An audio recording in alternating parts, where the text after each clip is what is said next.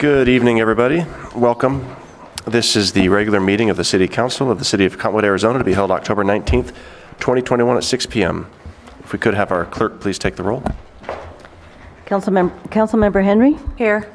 Councilmember Curot? Present. Councilmember Matthews? Here. Councilmember Naren? Here. Councilmember Wilden is absent. Vice Mayor Halls? Here. Mayor Alinsky? Here, thank you. And please stand to join me in the Pledge of Allegiance.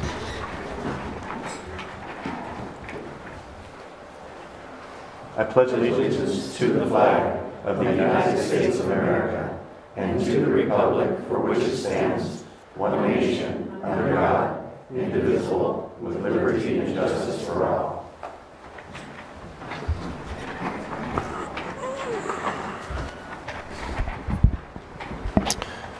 Okay, next on the agenda is a brief summary of current events by the Mayor, City Council, and/or City Manager. The public body does not propose, discuss, deliberate, or take legal action on any matter brought up during the summary unless the specific matter is properly noticed for legal action. Are there any council members that have anything to report? Vice Mayor? Last Wednesday, I attended the MAT4 Steering Committee meeting for Yavapai County. A couple of things came up during the meeting that were, I think, important for us all. Of course, we already know about the fentanyl problem and the humongous amounts of fentanyl that are coming across our border. The fentanyl deaths are going up as a direct result of that. But the other thing that's more important is methamphetamine. Old people like myself remember when methamphetamine users were very easy to pick out because of the sores all over their bodies, their missing teeth, their disheveled condition. There is now methamphetamine being commercially processed and sold so that we don't have all of those telltale signs. The results are the same and even worse because it is a stronger form of methamphetamine than what they used to cook in homes and motel rooms. So I would just have everybody to be aware that this new meth is a whole lot more potent and a whole lot more dangerous. The results are these individuals don't sleep for extended periods of time, and they develop paranoia, and they become very, very strong when it comes to being aggressive and attacking. So you need to be aware of those things. All right, thank you. Any other council members? No. I got a chance just today, in fact, to go speak to the 6th grade class at Desert Star Community School. They invited me to come speak. It was Civics Day, so they invited me to speak on civics. It was a great group of students and some really insightful questions. It gives me a lot of hope for the future. So appreciate the opportunity. It's one of my favorite things to do, in fact. So sorry you didn't get the invite, Ron. No worries, Mayor. Maybe next year. Maybe not. What do you have for us, sir? Thank you, Mr. Mayor, Council. Cottonwood Fire Department will host their open house on Friday, October 22nd from 5 to 7 at the fire station, 191 South 6th Street. Come tour the fire station, meet our firefighters and our new fire chief. I believe it's our fire chief's first open house with us, so this will be an exciting time. Get shake his hand and meet him. Learn about fire safety and prevention. Enjoy food cooked by our local fire personnel. Is it safe? Oh, okay, just checking. And then bounce around in the doghouse, bounce house, and watch live fire demonstrations. The Cottonwood Historic Preservation Commission will be holding a special meeting on Monday, October 25th at 6 p.m. at the Cottonwood Recreation Center at 150 South 6th Street. The agenda can be found on the city's website at CottonwoodAZ.gov. I believe that's a joint session where it's got to go with our Planning and Zoning Commission. So they're going to be meeting together. So looking forward to the outcome of that meeting. And then we are pleased to announce job offers have been extended to 2 young Cottonwood natives that will find the Cottonwood Police Department's new police aid positions authorized by City Council last year. Both have aspirations of becoming police officers in their hometown. Remember, one of the goals of this was to get people not quite old enough to be police officers, hooked into the system, excited about law enforcement, and excited about our community. So we're very excited about the possibilities with those positions. That's all, Mr. Mayor. All right, very good. Okay, next then is call to the public. This portion of the agenda is set aside for the public to address the council regarding an item that is not listed on the agenda for discussion. However, the council cannot engage in discussion regarding any item that is not officially listed on the agenda for discussion, and comments are limited to a 3-minute time period. And if there's anyone here this evening that would like to address the council, there are yellow forms in the back, which you can fill out. And I've just received one this evening from Miss O'Daniel. And if we could maybe assist her with a remote mic, that would be great.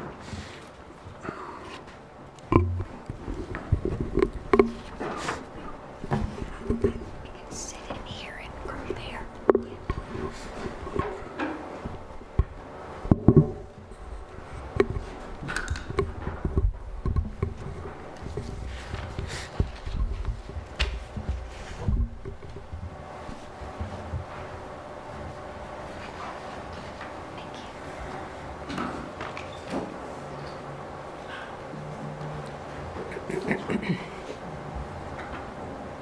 Try to do this standing up. Okay. Good evening. Can you hear me? We can hear you just fine, thank you. Mayor Alinsky and city councilors, since 1945, every October 24 has been dubbed United Nations Day, marking the anniversary of its founding. The UN has always been touted as a peace organization, but consider, the UN Charter was written by a communist representative from Stalin's USSR and by U.S. State Department employee Alger Hiss, who happened to be a communist spy. Membership in the UN compromises U.S. sovereignty plus costs U.S. taxpayers like us billions of dollars every year to support the dictators' club whose mandates are enforced by over 100,000 peacekeeping forces, many of whom have raped women and children around the world and most recently slaughtered unarmed protesters in Cuba. UN officials admit that these crimes are grossly underreported. One of the most blatant atrocities of the UN's peacekeeping forces happened in 1963 when they invaded the Congo's province of Katanga, which was trying to secede from the Congo, then led by communist Patrice Lumumba. UN planes bombed Elizabethville's hospitals, and UN blue-helmeted troops raped Katanga's women and murdered its innocent civilians. In April 2016, the U.S. Senate Foreign Relations Committee heard testimony of similar crimes in the Central African Republic. UN Secretary General Ban Ki-moon did nothing. In January 2017, Socialist Antonio Guterres of Portugal assumed the UN Secretary General's post. The atrocities continued unabated. 2 months ago, Biden invited the United Nations into the U.S. to supposedly investigate alleged systemic racism, which does not occur in our country. The Chinese Communist Party is applauding while at the same time it is conducting a brutal genocide of millions of minority Uyghurs in northwest China.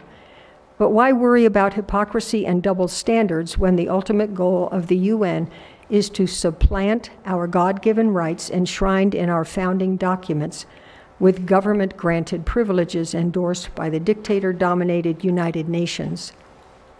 Please read the articles I have distributed to you and support getting us out of the United Nations. Thank you. Thank you, Ms. O'Daniel. Is there anyone else here this evening who would like to address the council? All right. I'll then close the floor to the public, and we'll move on to approval of the minutes of the regular meetings of September 21st, 2021 and October 5th, 2021. I'll motion to approve those minutes. Second. Okay, Mayor made the motion, Councilmember Henry seconded it. All in favor? Aye. Aye. All right, minutes are approved. Unfinished business. We just have one item tonight. It's ordinance number 708, disbanding the city's Library Advisory Board and Parks and Recreation Commission. This is the second and final reading. Mr. Mayor, Council, we didn't receive any other feedback, and so Rudy is here to answer questions if you have any, but nothing's really changed since the first reading. All right. Is there anyone here this evening that wanted to talk about this particular item? No. Does any council member have a question for Mr. Rodriguez? No. All right. Any other discussion? Okay, I'm ready for a motion. Yep. I move to approve ordinance number 708. Second. Okay, Councilmember Matthews made the motion. Vice Mayor Hulse seconded it. Roll call vote, please. Councilmember Henry? Yes. Councilmember Cura? Yes. Councilmember Matthews? Yes. Councilmember Naren? Yes. Vice Mayor Halse? Yes. Mayor Linsky? Yes. Motion carried. All right, very good. Please read ordinance number 708 by title only. Ordinance number 708, an ordinance of the Mayor and City Council of the City of Cottonwood, Yavapai County, Arizona, amending the city's municipal code by replacing Chapter 2.52, Library, and deleting Chapter 2.68, Parks and Recreation Commission. Mr. Mayor. Thank you. Okay, next is the monthly financial report for June 2021. Mr. Mayor, I'm double checking a different way. Do you guys have the attachments? Oh, you do? Okay. I couldn't find them on mine real quick, so I wanted to make sure we hadn't forgot to actually attach the financial updates. Our financial director, which is her only title again, she's back down to being just the financial services director. Kirsten Lynn is here to answer any questions you might have. Okay. The thing that I'll point out is that we ended the year very well. There's some comments. Please read the comments boxes. Talks about how our expenses have been less than our revenue increases. So we have kept our expenses growing at a slower rate than our revenues, which is exactly what you guys asked me to do 3 years ago. It's actually looking very well. Our reserves are looking well. We'll have a more complete audit that'll be presented in a month or two, I'm assuming. I think, is it in the spring or fall? January, when the auditor will be here to actually give you more details about all that. These are unaudited results, but our information tells us that we ended last fiscal year very well. Great, excellent. Keep up the good work. Council, any questions on the financial report? No. All right. Okay, let's move on then to the consent agenda. The following items are considered to be routine and non-controversial by the council and will be approved by one motion. There will be no separate discussion of these items unless a council member or a citizen so requests, in which case the item will be removed from the consent agenda. So we have seven items tonight. I'll read them all out, and if there's anybody that wants an item pulled, please let me know. All right, item 1 is Memorandum of Understanding with the City of Sedona, Yavapai County, and the towns of Camp Verde, Clarkdale, and Jerome for cooperative work on the Verde Valley Circle Trail concept. Item 2 is renewal of Microsoft software licensing agreement. Item 3 is resolution number 3114, abandoning a public utility easement located at 221 Jennifer Drive, Lot 3 of the Mingus Industrial Park subdivision. Item 4, special event liquor license application submitted by Christian Oliva del Rio, applicant for the Cottonwood Chamber of Commerce for chamber mixers scheduled for November 18th, 2021 at On the Greens, 969 West On the Greens Boulevard, and December 9, 2021 at the Verde Valley Senior Center, 500 East Cherry Street. Item 5, airport hangar lease extension for Dakota Territory Tours. Item 6, grant contract with the Governor's Office of Highway Safety for selective traffic enforcement, overtime, and related materials and supplies. And last, item 7, grant contract with the Governor's Office of Highway Safety for DUI task force overtime funding. Is there an item that a council member or a citizen would like to have pulled? All right, I'll go ahead and motion to approve the consent agenda. Second. All right, Mayor made the motion. Councilmember Henry seconded it. All in favor? Aye. I'm sorry? Oh, what did I say? Henry? Sorry. Matthews. All in favor? Aye. Aye. All right, it's approved. And if we could, could have our clerk read resolution number 3114 by title only. Resolution number 3114, a resolution of the Mayor and City Council of the City of Cottonwood, Arizona, abandoning its right, title, or interest in the certain public utility easement located at 221 Jennifer Drive. Mr. Mayor. All right, thank you. Okay, new business. The following items are for council consideration, discussion, consideration, and possible legal action. Up first is ordinance number 709, amending the historic preservation guidelines, and this is the first reading.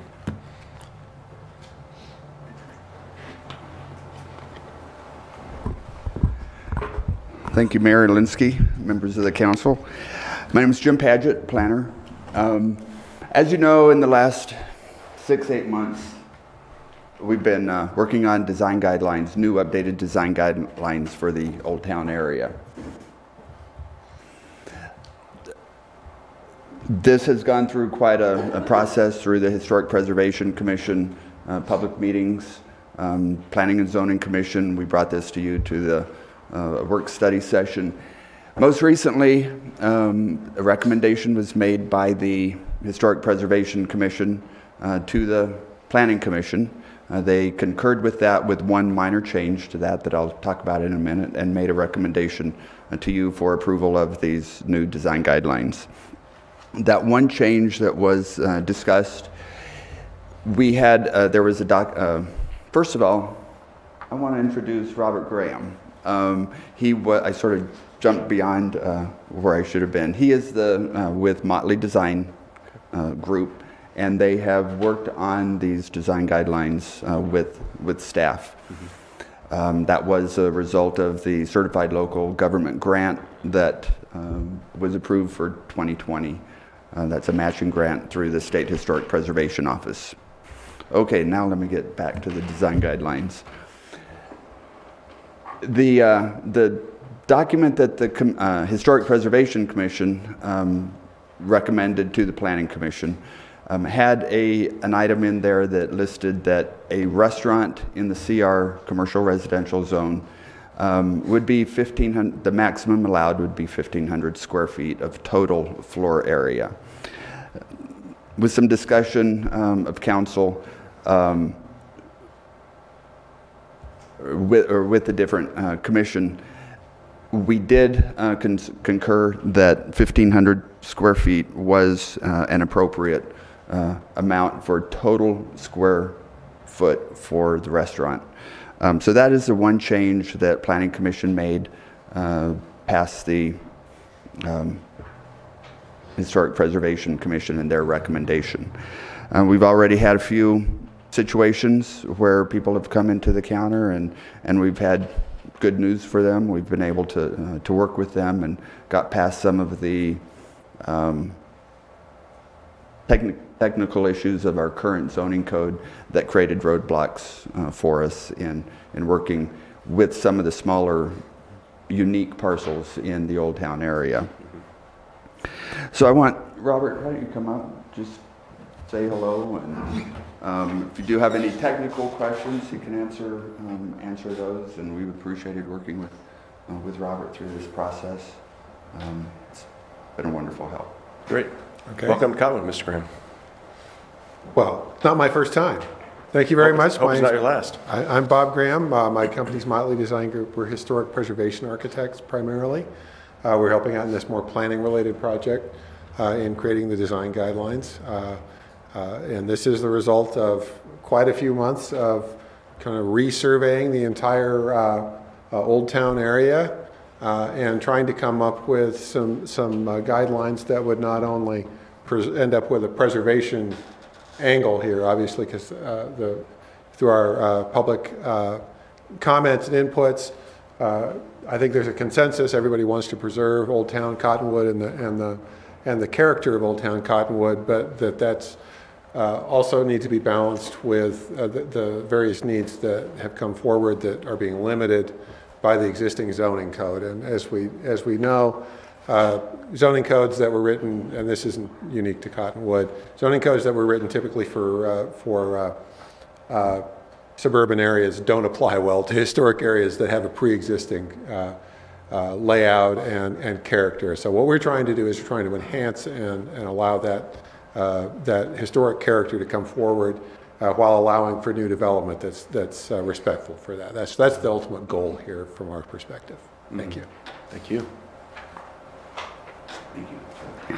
So as you can see, we broke that down into 3 character areas. There was the, sorry about the little tilt going on there. The commercial is basically the main street, north and south, bridge to bridge, roughly. Then the transitional areas are on both sides of Main Street and the commercial residential heading to the east on Main. And then the balance was the residential neighborhoods. Mm-hmm. So that's sort of where we looked at and broke down the process into 3 different components. Sure. Okay.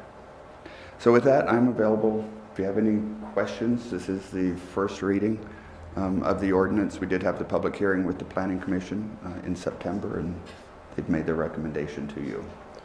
And how did that, was the public hearing well attended? Were there any members of the community there?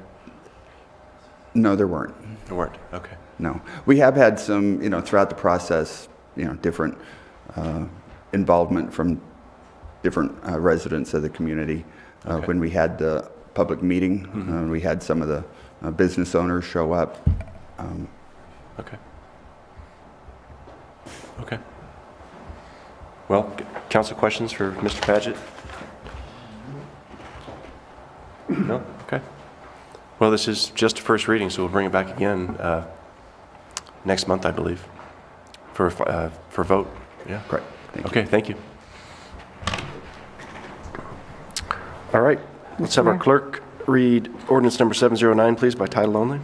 Ordinance number 709, an ordinance of the mayor and city council of the city of Cottonwood, Yavapai County, Arizona, amending the zoning ordinance by amending section 405 signs and sections 413D, 414D, 415D, 418D, 420D, and 427. Mr. Mayor. All right, thank you.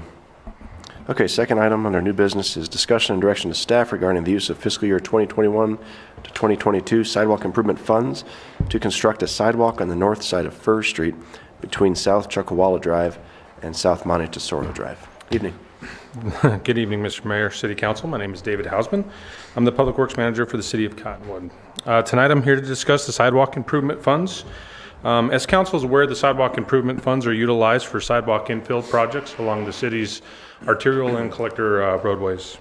In this year's budget, we currently have $635,320. I've included a breakdown within your packets. We have $100,000 that the council allocates every year towards sidewalk infill projects. $297,535 is from the half-cent sales tax that was originally allocated toward the pension funding. The past 2 years, council has directed staff to go ahead and fund that towards the sidewalk infill projects.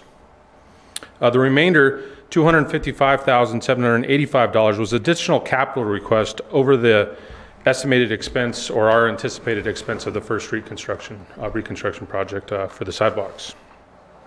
I will make note that in the council memo that the $85,000 was carryover was also included in the $255,000. It wasn't an additional amount. I know it kind of looks like that in the council memo.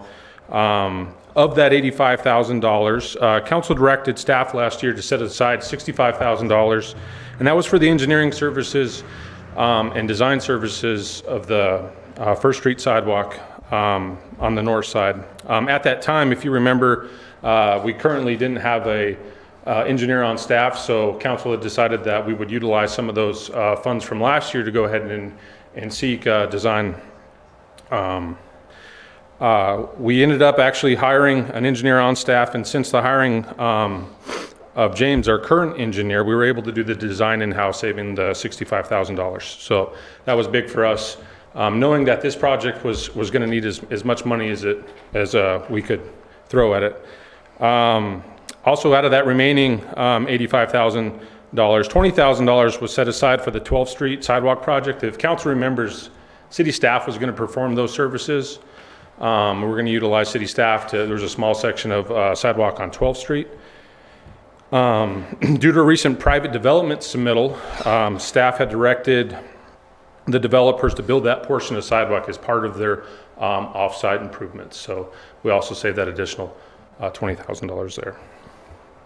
This year, staff is recommending that this year's sidewalk improvement funds be utilized to construct the North First Street sidewalk from South Chukawa Drive to South Monte Tesoro Drive. That's approximately 2,100 linear feet of sidewalk, and that would finish out First Street. So we have First Street all the way down from 89A all the way up to South Monte Tesoro Drive. As many of you are aware, First Street is a busy collector street. It's heavily used by pedestrians. And adding a sidewalk on the north side of this road in this section will provide a safer place for pedestrians to travel. I did want to let you guys know that we did have 2 oppositions to the project.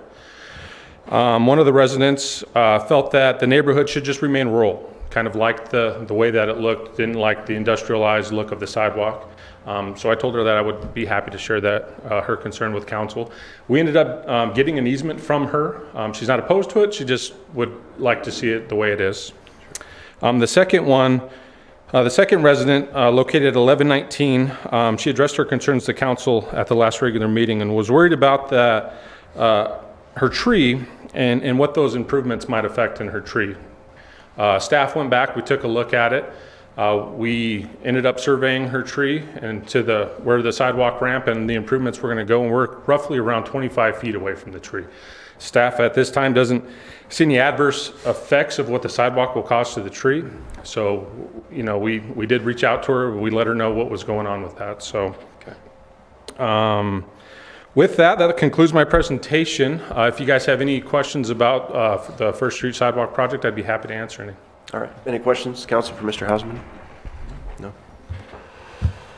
Okay, well, sure would be nice to have that section of sidewalk complete. It is busy, very busy. Mr. Mayor, I think a fair question would be a timeline. A fair question for a timeline, absolutely. So we are 100% finalized on the plans. All easements necessary for the project have been obtained. Pending council approval tonight, we can get this out to bid tomorrow. Okay. We're looking at about 30 days probably in the bid process, another couple weeks after that to get that on the council agenda. That will have to come back to council for approval of bid and contract. Once that's approved, construction will start. We're anticipating construction probably start late January or early February. Okay. Should be a pretty short project. Not anticipating a long time frame on this one, but definitely before the next fiscal year. Okay, great. Our expectation, of course, is that once we approve it, it will be done yesterday. But we understand. But we'll give you a little leeway on that. Just a little bit. Yeah. And then staff does plan on also bringing our priorities back for next year. We don't have any shelf-ready plans, so beginning in January, we plan on bringing to council a work session to start planning in the future and start seeing where council wants to spend those monies going on in the future, as well as our pavement preservation that's coming up. So great. All right. Go ahead. I didn't have a question, but I did just want to say thank you because I really appreciated balancing two of our council priorities. First, the streets and sidewalks, but also trying to find innovative ways to pay for them. So working with the private development to address one of our top three priorities, and then saving the cost savings with doing the design in-house are really excellent work, and thank you for that. Thank you. And if there's no other discussion, I can go ahead and motion. Sure, please. So I move to authorize and direct staff to proceed with utilizing sidewalk improvement funds to construct the North First Street sidewalk project from South Chukawa Drive to South Monte Tesoro Drive. Second. Okay, Councilmember Henry made the motion. Councilmember Karat seconded it. Roll call vote, please. Councilmember Henry? Yes. Councilmember Kurat? Yes. Councilmember Matthews? Yes. Councilmember Naren? Yes. Vice Mayor Halls? Yes. Mayor Linsky? Yes. Good work. Thank you. Okay, item 3 is presentation, discussion, and possible direction to staff regarding the Yavapai County Broadband Initiative. Mr. Mayor, Council, hey, he's already coming up here. I want to introduce, well, let me give a little backstory first of all. As you saw in the packet, and he'll talk more in detail, but the county has invested a significant amount of their funds that they received from ARPA, I guess is the abbreviation, for broadband. They approved a project that allocated an expense to all the cities. Now they're coming out to the cities to talk to us about the project. As I've talked about or explained in the staff report, current plans of city staff was to ask council to fix Mingus wastewater treatment plant with these funds. We expect to receive 4.2 million, 4.1 million over the 2 years. We do have a little over $2 million in the bank. We do have it budgeted in our, basically in our grants, couldn't think of the word, in our grant funds for this year. So you could spend it, you could authorize it to be spent if you want. We do have it as revenue that could be spent. Again, we had planned on waiting to come to council once we knew the cost of the project. Engineering plans to fix Mingus plant is expected to be about $220,000 just for the engineering designs that we're going to do. And then our current estimate is between, well, I hate to give you a number because it'll stick, but right now is between $4 and $6 million. And with those funds, will have to be paid by ratepayers. And remember, wastewater is only Cottonwood residents, not outside the city limits. So we felt like it was a good connection with ARPA funds, which based on population into our residents. But we've talked about broadband in the Verde Valley. We are supportive of more broadband in the Verde Valley. We think it's a key to economic development. So we're not unsupportive of this project.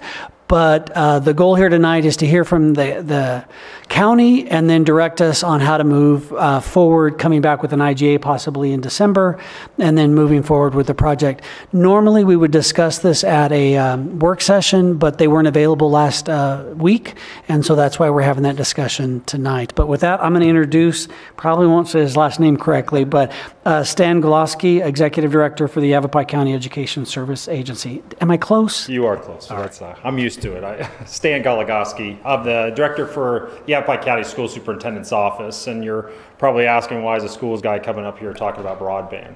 About 5 years ago, we leveraged Federal Communication Commission funding through our E-rate program that also funds our libraries to push out broadband to our schools and libraries. Through the grant, we were successful in receiving the grant by getting matching funds from the Arizona Corporation Commission that put 1 cent on everybody's phone bill in order to pay for schools and libraries to get this broadband. So in Yavapai County, this fiber, high-speed broadband went to 74 locations throughout the county. Your very remote locations to include all of your schools and libraries in Cottonwood. And we, even when on the onset of doing this, we thought, well, why would any of our schools that already have substantial broadband, why would they convert over? Well, through the request for proposal process that we did, we made the internet service providers basically compete against each other.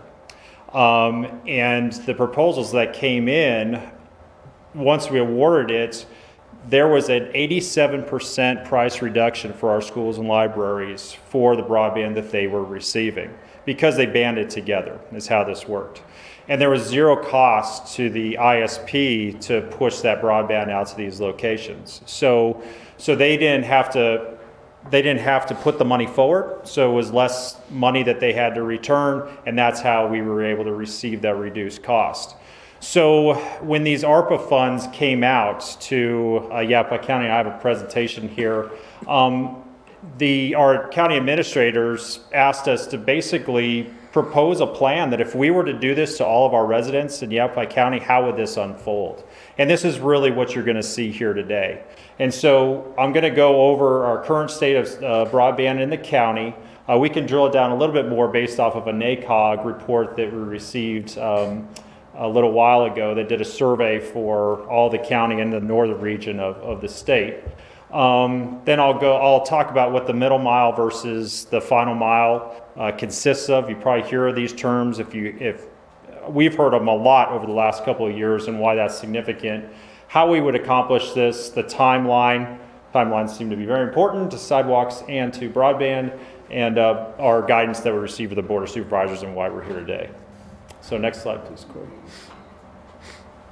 So if you were to look at the Federal Communications Commission just on broadband in the state, this is Yavapai County, dark blue. What this depicts is all the different service providers that can push out broadband. But when you really look at it, the next slide, this depicts that there's really only one significant service provider that provides only 3% of significant or what is considered significant broadband in the county so that people can stream, do the day-to-day businesses or do day-to-day business, plus students can actually do their schoolwork. So, and that's the national standard, and that's 100 megs up and 25 down. So what we're looking at is beyond that, because we want to plan for growth, and we'd be looking for anywhere from 400 megs up to a gig, and that's what we're hoping for out of these proposals. And yet we'll see what these proposals come out to. On the 13th, just last week, the request for proposals went live, and all of the internet service providers have 50 days to respond. So that's when we're really going to know, the meats and potatoes of this, who can actually provide what and to where and speeds and everything else. So again, that's why this is very important for us to just brief you, tell us what the plan is based off of now ARPA funds coming out and why we're out here. Next slide, please. And this is the national standard. This is why national money is really being allocated towards this, because you can see broadband is not even significant even throughout the nation, except in pockets in major cities. So next slide. This is a map that we show to depict the 74 locations that we push broadband out to in Yavapai County. Not all locations, so there's a few locations that were a hybrid approach, so we had to use some satellite link to fiber, but that's not the situation here in the Verde Valley at all. This is all direct fiber that went to the schools and the libraries. The grant that we did receive was for $1.8 million.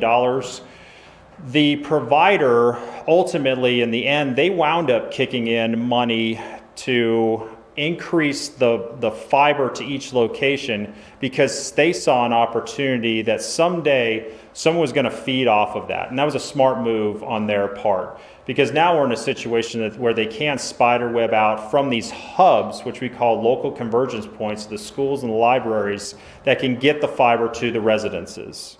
So that's how this plan is all built. And a lot of the technology that you're seeing today has changed really in the last 18 to 24 months of the type of broadband, the high-speed broadband that they can push out from these convergence points. And then again, I just want to highlight that 87% price reduction, because that's really the big crux of this. If we all band together and we do this as a group, there's an economy of scale in this. And that's where the provider, they're not paying as much out of pocket to push this out, then they don't have to gouge the consumer, if you will, for the broadband to each location. And we can monitor. That's the other piece of this too. We're going to be in a contractual obligation with the ISP so that we can monitor what this looks like, rather than a company just coming in here and then dictating what the broadband looks like, and then every customer is different, and then they have different rate hikes and things like that. And so that's where we really want to make sure that we're bound in those contractual agreements. And this is your middle mile. So I know that there has been different proposals, and this is why we kind of put the accelerator on this last summer when the ARPA funds came out, different proposals to build a middle mile in the Verde Valley. And that was a great cause, and that really needs to happen. But when we were approached by our administrators to let them know what's already built, we let them know your middle mile is already built through your community anchor institutions of schools and libraries. And that's the purpose of why we even received the money in the first place, to push this out. So your middle mile, again, is already built. It has substantial fiber. Now it's an opportunity for those ISPs to not spend money out of their pocket in order to push the fiber out. So next slide. And this is just a schematic where I'm talking about the local convergence points. You see schools and libraries there. That's where we're at right now, and that's the middle mile. Everything to the right is what I'm talking about when I refer to spider webs, and that's fiber to the premise, getting that high-speed broadband to each and every location, including businesses and residents throughout the county. Jerome, we use as a proof of concept. They didn't have a single lick of fiber going up the mountain.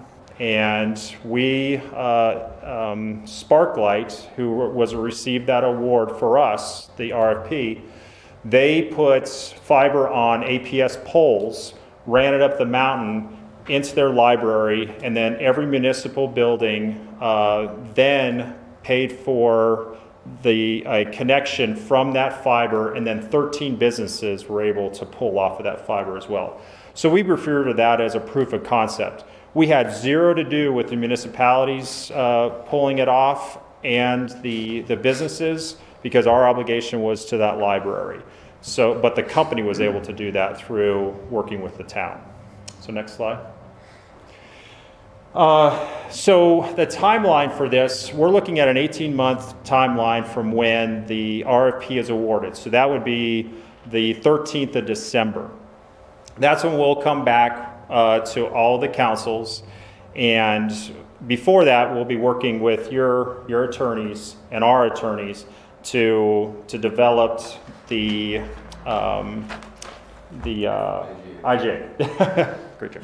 So the IGA, so you can look it over and you can bounce it back and forth, and it's really going to be that ARPA fund heavy, where there's a lot of legal stuff associated with it. So that's not our expertise, but obviously we'll be working with the attorneys there. The red circles here indicate all the unincorporated areas that the county is pushing this out to. The reason that we're out here is because those green circles is really where we really want to partner.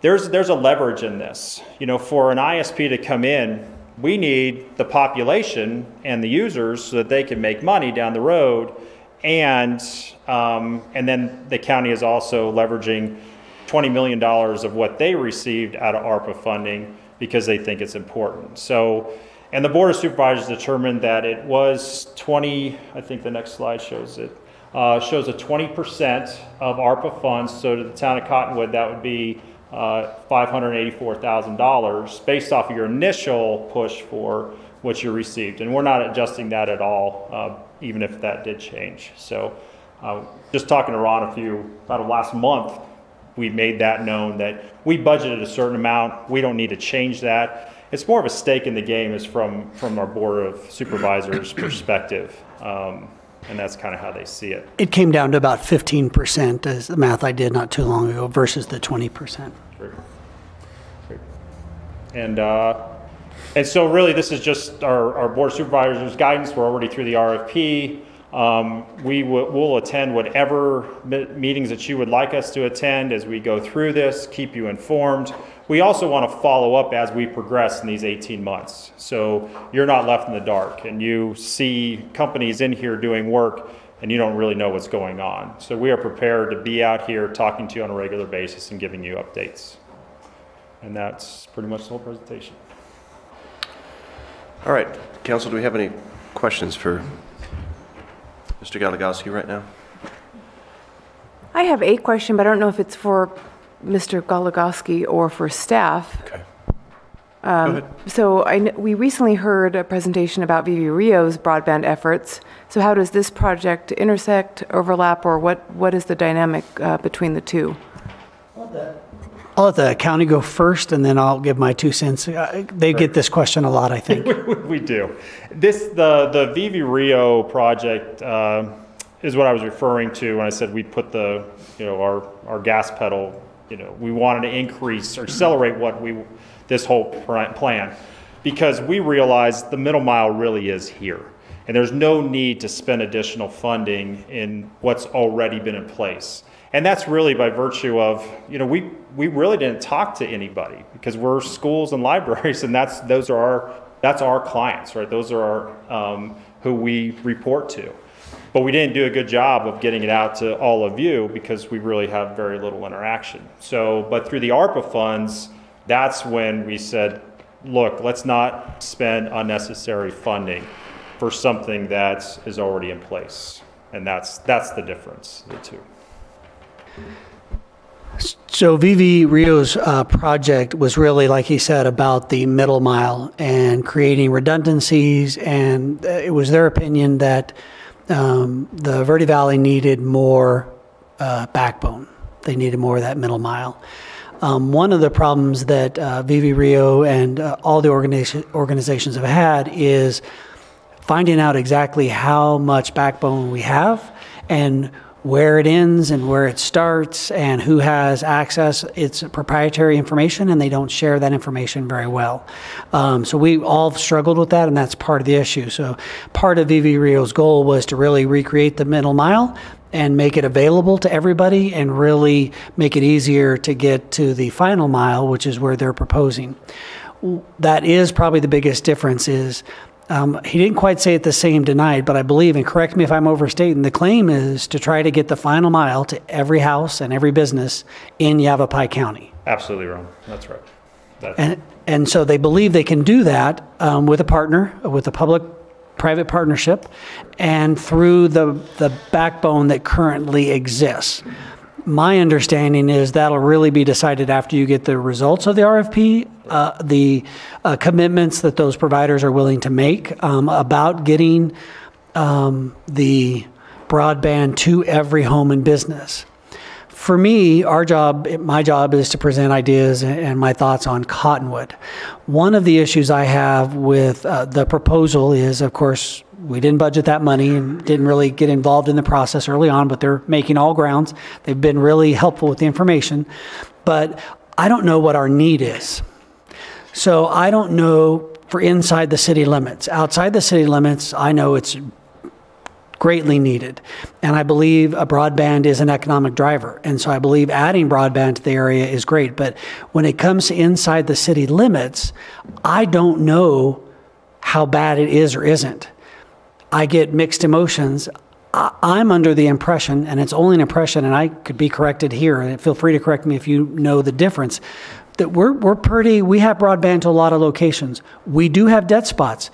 Cove Parkway, I believe, is an area that needs a broadband, and we have businesses back there that would benefit from broadband.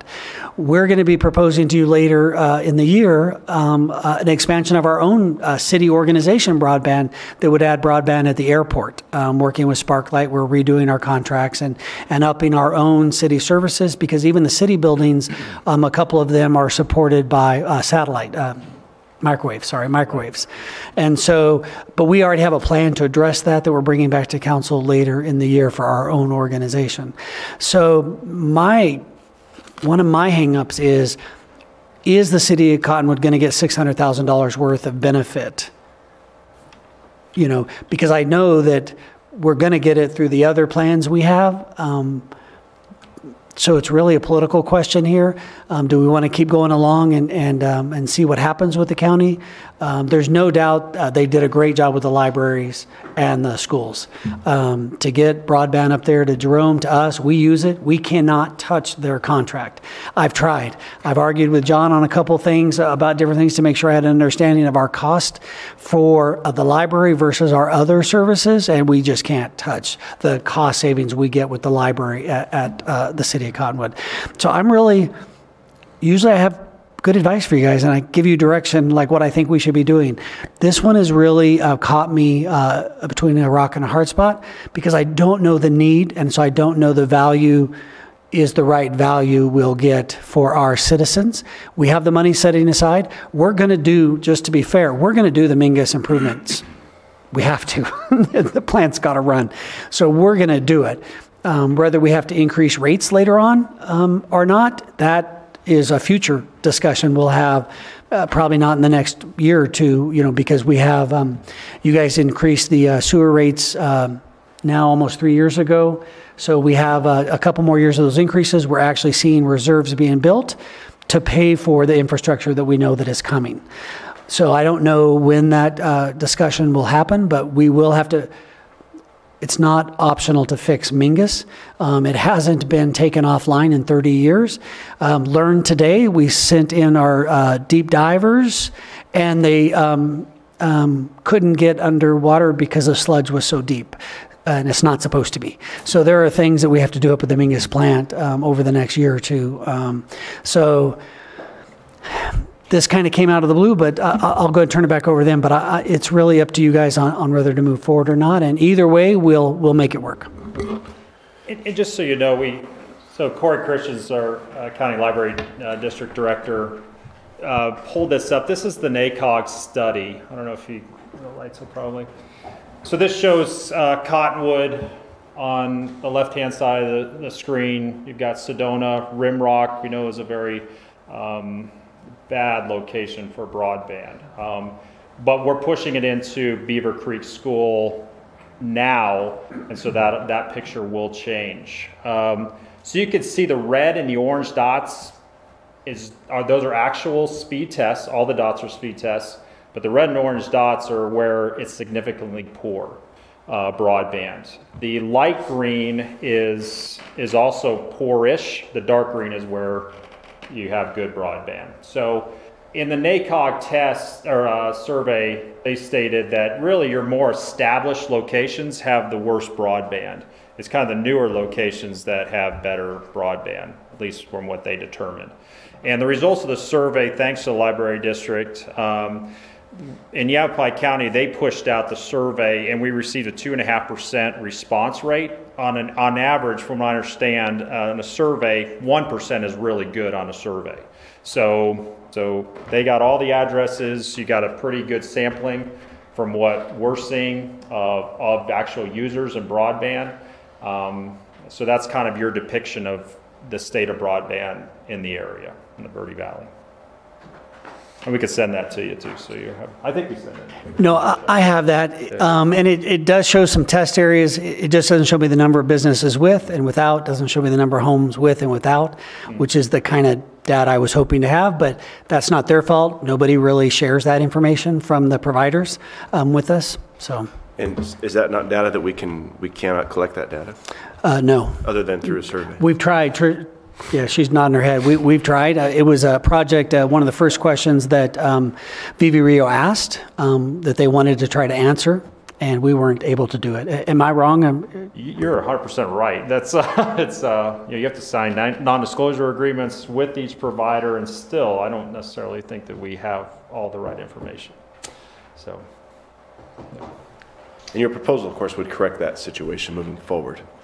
Yeah, so what it'll do is, this is all built off of the middle mile. So regardless of this is what we know what's in the ground specifically at these local convergence points. So those are known locations, and that's the difference here.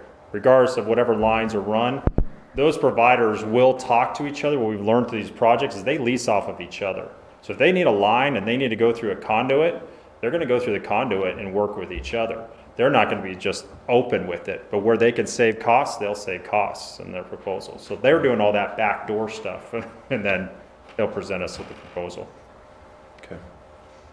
Councilman I just had just a clarification so I'm crystal clear, because I appreciate your statements about the need for broadband, but my office has very problematic broadband, and I've heard, just been active working with the broadband initiative.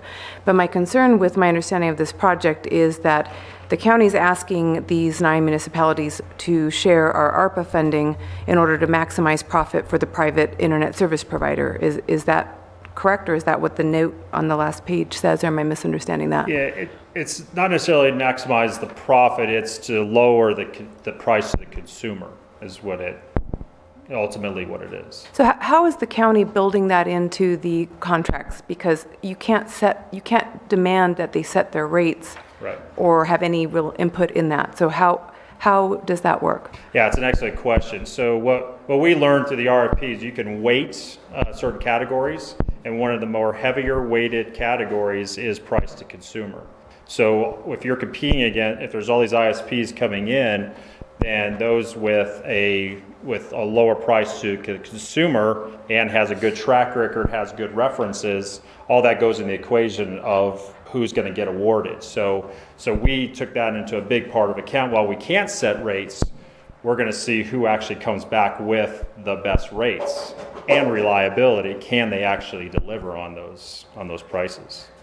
Does that make sense? Okay. Mr. Mayor, can I ask a couple more questions, and then I want to also offer another clarifying statement. So you've been to several cities now, and you did meet with us managers after it got announced, but been working hard with this. I'm assuming most cities are getting on board? Yeah, and one that's not listed on here is Wickenburg. They came to us, because they're right on the edge of Yavapai County, a lot of it. They also want buy-in here too. So the one town just up the road at Clarkdale, we're going to be visiting with them, doing a study session. They're the only ones that are on the fence, I believe. Correct. Well, yeah, but you rightfully so. I mean, we understand we understand their argument too. Yeah. So, Mr. Mayor, and I also want to remind council that you have a significant contingency fund this year, undesignated reserves of almost $4 million. And so the plan for that was to come back to council at the work session and talk about what we wanted to do that with other things, road structures, parks, infrastructure, those kinds of things. But so I don't want to cry poor. I did hear from one other community that is contemplating just using regular, money, authorized expenditures, not using the ARPA funds. So we're not limited to that. We do have budget capacity this year if needed be. This is really a political decision to participate or not. Sure. Go ahead, Vice Mayor. Yeah. You're with Sparklink, is that correct? I'm with the county Sparklight? school superintendent's office. Oh, okay. Right. Yeah. Sparklight is doing Cottonwood right now. Sparklight did our schools and libraries Okay. through the RFP 5 years ago. Correct. Now, Cottonwood has two separate providers for cable, Sparklight being one of those and Suddenlink being the other one. Suddenlink having a very negative track record, as you're probably well aware. We've learned that. If we go with broadband, are we going to cover the whole city, or are we going to have two providers? Yeah, so the goal is to have a single provider because of that economy of scale. We won't know until these proposals come out that if it's a provider that handles the more rural locations, so that may come out. To handle more populated locations, it might be a different provider. So we would work with two providers. But the award ideally we would have one provider because that's what we learned works best. So to follow up on that, does that mean that if I have my internet with somebody who's not going to be that provider, I would have to change even if I'm satisfied with my internet provider? Yeah, even with the schools, they didn't have to change, so they had to kind of do their own cost-benefit analysis. They were going to get better broadband for a reduced price, so that's when they cut their contracts and then went with our county-wide initiative. So it's still up to the consumer. I mean, it's fair trade. I mean, we're coming in here and we're saying, you know what? Now we're at least bringing in a competitor, and right now there isn't a competitor for these prices. So we'll see. Okay. Great question. I do have one other question, and I apologize for taking up too much time, but the actual expenditure for the cities would be when and what is the guaranteed outcome? I mean, if we spend $600,000, what is the guaranteed outcome? Because this is a multi-year project. It is, yeah. It's 2 years. We see 2 years of this being the project, and then we want to be done with it. Part of the outcome is what's the legacy that you leave? We're encouraging not only our county is going to start changing policies so that every single house after this ensures that not only do they have electricity and water to a location, but broadband is also part of that. Changing policies so that we don't come back in 10 years and say, well, we missed all these locations because they didn't put in broadband. That's the piece here. The guarantee, we put out a proposal that says we're covering 100% of Yavapai County. Come to the table with 100% solution. And how is this going to happen? And if it's not going to take the entire amount that we have, well then, what money are you going to kick in? Because again, that's what Sparklight did in their initiative in order to ensure that they provided the service, because they benefit from the consumer. We're out of it once we put the lines in. But we do monitor, and we still have that contractual obligation so that they don't go outside of their contract. So, and who knows, in 10 years if another ISP comes in and there's more competition. We just don't know. Okay. Go ahead. I mean, this is a lot to think about and what we do with this, but one thing I do know, and in my business, is a lot of businesses coming in. Internet speed is absolutely essential. And they're limited in a lot of areas. People coming in to buy a residence, a lot of people are working from home and doing a lot, and they need it. And there are just places that they can't purchase a home, whether it be inside the city, outside the city. And I think even outside the city, there's an economic advantage to us in the long run. These people are able to do what they do and contribute to our community. So the one thing that's not questionable is that we need it. And we don't have what we need right now at this moment, and the future is only going to require more. So. Yes, sir. Great comment. And the Arizona Commerce Authority has identified Yavapai County because we already have a middle mile. We're years ahead of these other counties that don't have that middle mile. So they're just trying to engineer that. So they want to show a quick win. They're going to show they see a population growth occurring. I'm not the expert on this. But if they could get it in here, well, then they could see more people migrating out of the valley to get out of the heat and various reasons to come up to locations such as this or cooler areas or whatever it might be, because then they can utilize their businesses from their home. So that's their statement, not ours, but they've identified us already. All right.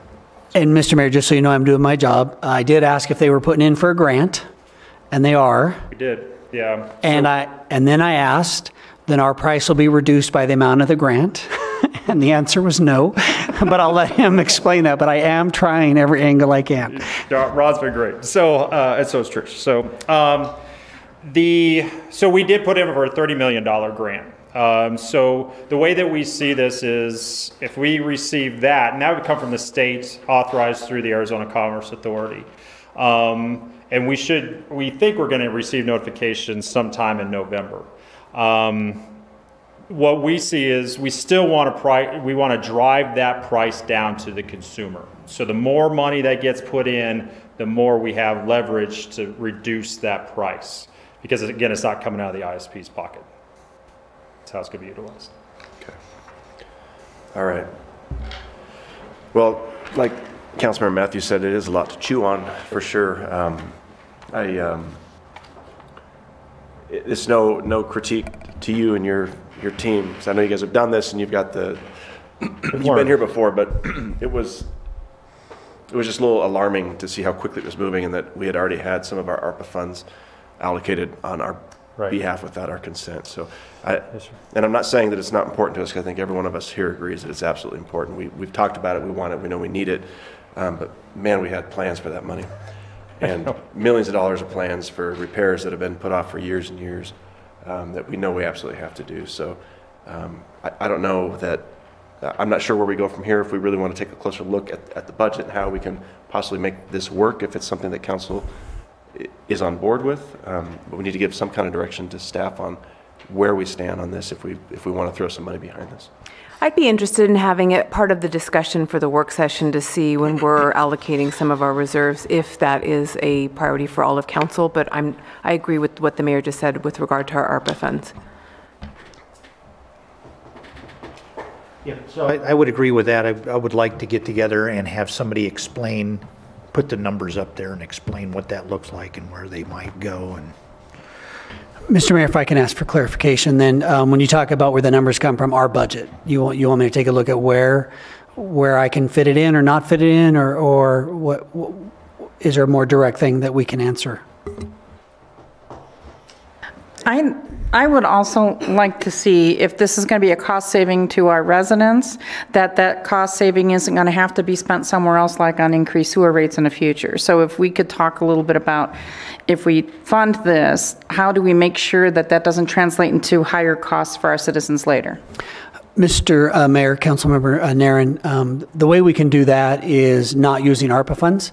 We can use our reserves. We can use our council's undesignated reserve funds, and then we would set that ARPA funds would be set aside still in grants, and we won't touch that until directed by council. Sure. So we have the cash available to make this program work if council desires. Timing is off for us. I won't know the cost of to fix Mingus till after we award the engineering contract, after they engineer it, and we have cost estimates. Mm-hmm. So it's months out before I have a real number on that. But again, given our current situation, we don't necessarily have to use those funds. It's not my favorite thing to take general fund monies and put it into the utility funds, which is supposed to run independently, but that's what the ARPA funds are for. And so it would make sense that if council wants to move forward, that we probably save that for our utility funds, for our enterprise funds, and that we just use general funds to fund this project. Sounds like they want to come back in December for the IGA. So it'll be before we do our retreat. So when we bring the IGA back, I can bring back, I'll have Kirsten put together just a quick presentation of what it would do to our reserves and where we're currently trending for this fiscal year to make sure that we don't see any red flags yet, that kind of thing. If that pleases council, we can do that. Okay. I think the other just friction point for me is a lot of this, the negotiations and everything kind of seem nebulous, and I don't know, we don't really have an advocate working on our behalf that's working with your team to review the RFP or any of that? Are there any other municipalities that have someone from their city who is reviewing the RFP and that whole and I'm not saying you're not doing a good job, it's just that I don't know, because we're not there. Yeah, no, it's a great question. I will tell you, Mike Westcott is the representative from the Verde Valley. Okay. That's on the RFP team. So there is a Verde representative on that. So if you all know Mike. And are the representatives that are going through that process all from the school districts? No, they're from, one is our assistant IT director at the county. And then there's the public works director, the county administrator himself, Phil Bourdon, and who's our fourth one? Connie DeKemper is our finance director, because so you can see where each piece has a very, right-of-ways and the financial piece of ARPA, so they're all reviewing that. And then it was loud and clear that we needed to have a Verde Valley representative, and Mike was chosen for that, or asked. Okay. All right. Council?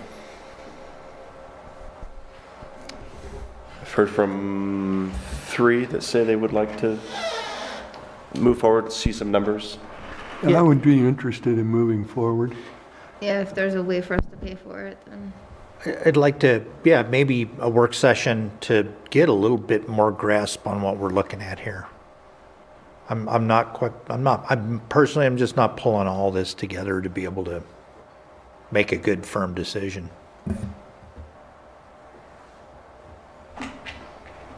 Okay. Does that give you enough direction, sir? Love my job.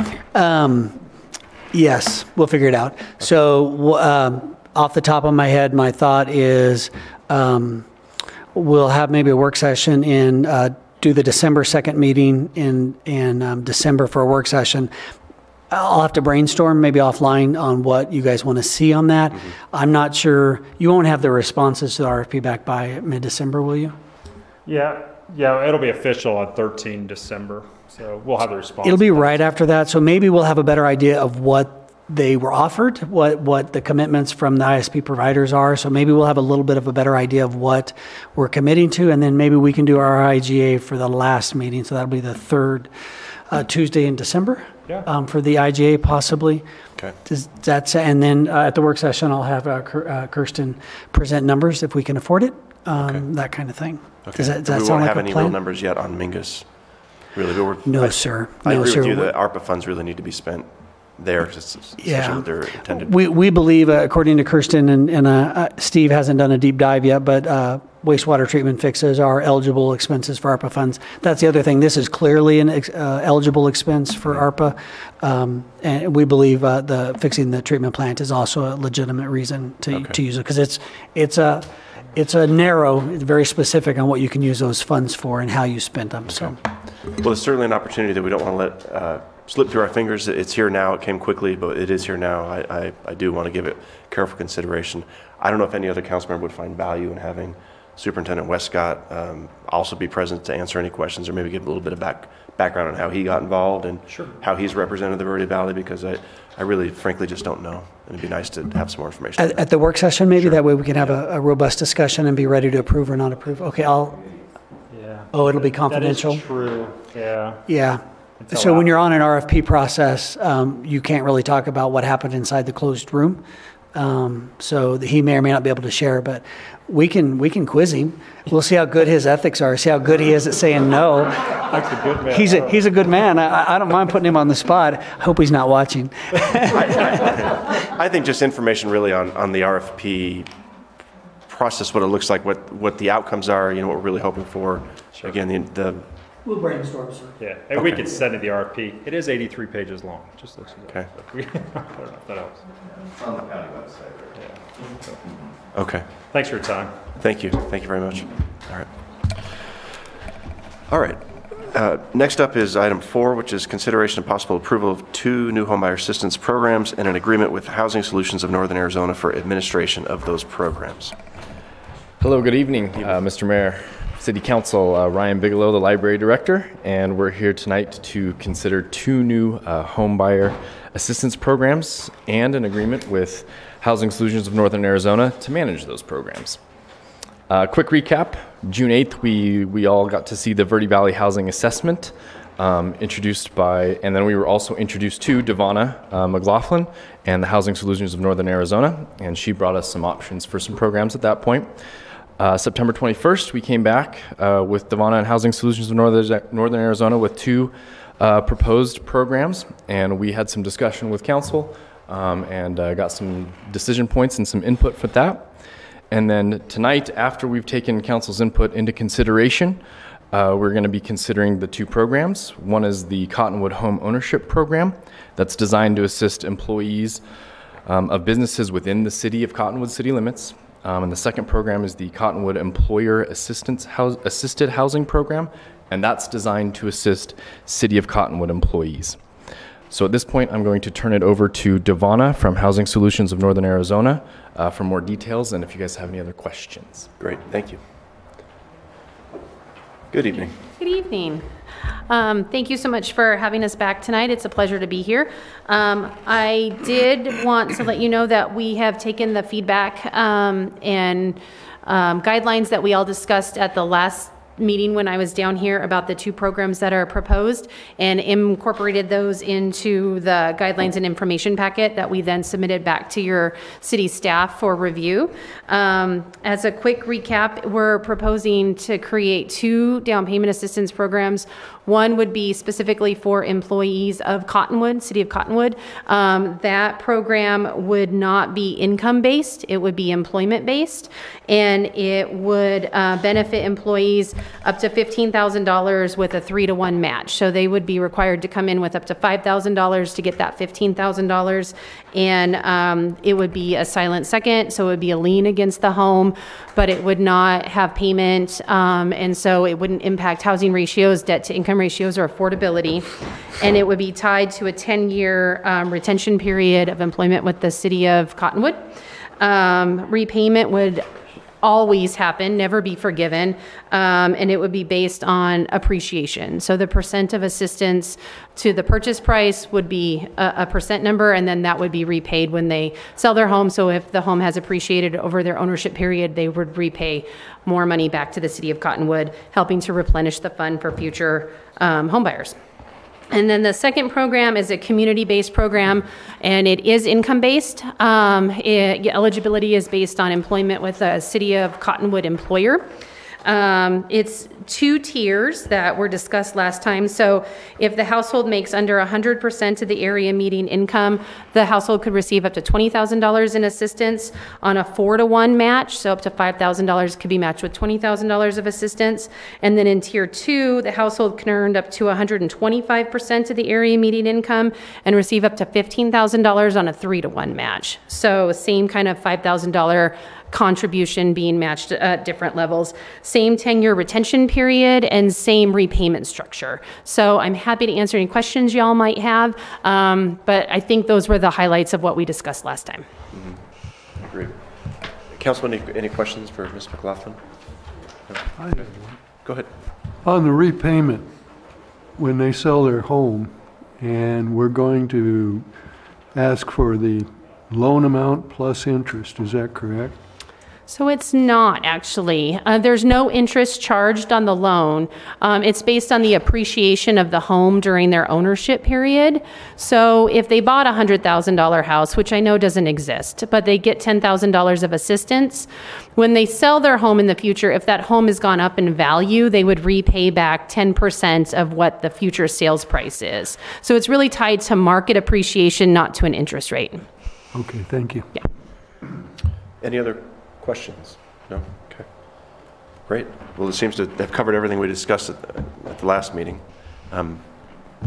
I'm just kind of curious. We didn't really talk about the lenders that you work with. Can you talk a little bit about that? Yeah, so we're fortunate that we have a pool of lenders that serve on a volunteer basis on our Homebuyer Assistance Programs Committee. And so those lenders are familiar with our programs. They help design and oversee them, quite frankly. And then when we have a client who's ready to purchase, we're going to send the loan information and the home buyer's information to that review committee to make sure we've done everything right. It's kind of our double check.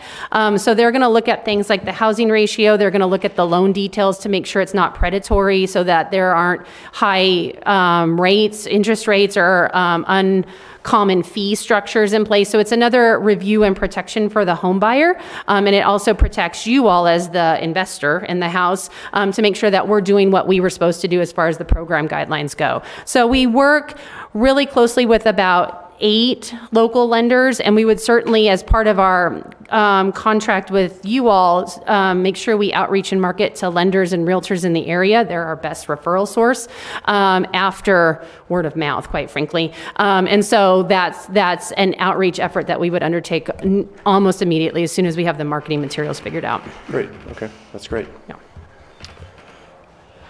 Well, this seems like it's going to be an easy decision for council. Appreciate all your hard work. Can I just say something that's totally off topic? So we met with the Arizona Department of Housing today, and I just want you and the community to know that the Department of Housing is working on launching a homeowner assistance fund. And so this is to help folks who own their own home now who might be behind on their mortgage payments due to COVID, is really the intent of the program. But they're asking for housing counseling agencies like ours to submit, to partner with them, to do outreach and let potential clients know about this. So as soon as the program launches in the next 30 to 60 days, if this contract goes through, would be down here as well, talking to folks about the homeowner assistance fund and trying to help people apply for that assistance, which is up to 3 months worth of mortgage payment assistance, utility assistance, and if there's other costs associated with homeownership, like property taxes or insurance, if it's not impounded in your mortgage payment. So really want folks to know that that help is coming, because it's actual money to help actual people stay in their homes. And a lot of times people just need the help. And so stay tuned. We'll keep you guys posted about that resource, because I just want to make sure people who did get into homeownership and are struggling can maintain homeownership. So to put out that resource. Great, thank you. So thank you. All right. Council, are we ready for a motion? Sure. Yeah. I'll go ahead. Sure. I move to approve the proposed Cottonwood Home Ownership Program, the proposed Cottonwood Employer Assisted Housing Program, and the proposed service agreement with Housing Solutions of Northern Arizona to administer both programs, subject to approval of the final form of agreement by the city attorney. Second. All right, Councilmember Nairn made the motion, but Councilmember Karat seconded, and let's have a roll call vote, please. Councilmember Henry? Yes. Councilmember Kurat? Yes. Councilmember Matthews? Yes. Councilmember Nairn? Yes. Vice Mayor Hulse? Yes. Mayor Alinsky? Yes. Motion carried. All right, very good. Good work. Exciting times ahead. This is good. All right. Last, under new business, is new City Hall property revised purchase agreement. It just won't go away.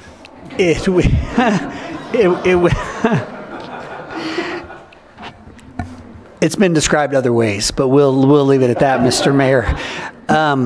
So we're in final negotiations with the seller to buy the property. Came up with some items that we felt were material, thank you, and that requires your approval.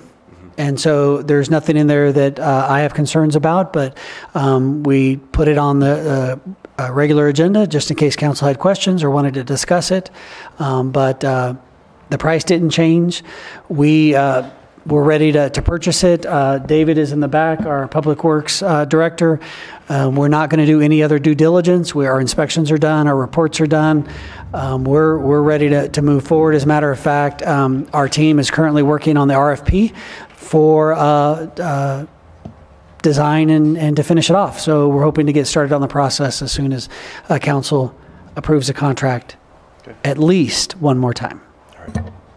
Do you or Mr. Horton want to, just for the benefit of the public, go over some of the material changes? Sure. Mayor and Council, and our apologies for bringing this back, but as you remember, in September, you all approved a form of contract that allowed staff to negotiate only non-material changes. Now, these are not changes to key terms, the main business points, the four corners of the contract, but there's been some back and forth about some things that would happen sort of as the walk up to the close, things that happened during the due diligence period, the exchange of information.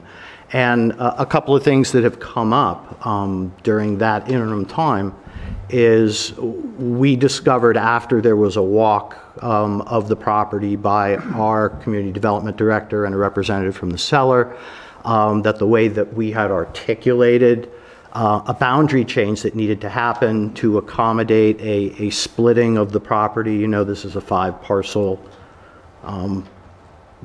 property, and we are acquiring what used to be 3. We're going to be acquiring 2.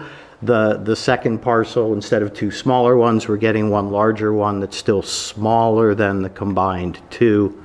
I hope that wasn't too confusing, but that will accommodate our need to do the future realignment of 10th Street across Main, but it will also allow the seller to retain an existing parking lot up to the edge of pavement for that building along 10th Street.